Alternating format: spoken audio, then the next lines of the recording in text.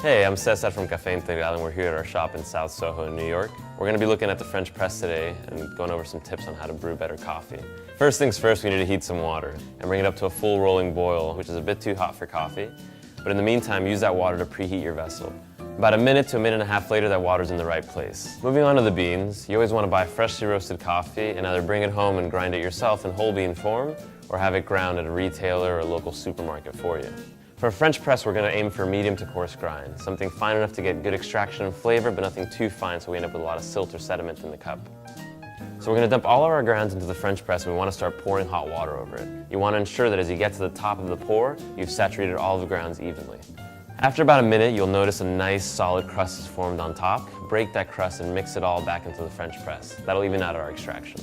Now we're going to grab the plunger and the lid, cap the French press, and plunge it just below the level of the water so all the grounds are submerged. We're going to let that steep for about 4 minutes. If you like adding milk to your coffee, frothing it beforehand lets you extract some of the sweetness and get better body out of it.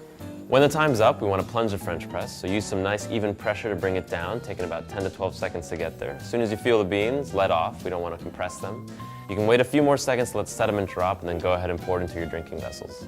And that's that. Fresh and tasty coffee in about 5 minutes. On behalf of Café Integral and Bespoke Post, we'll see you next time.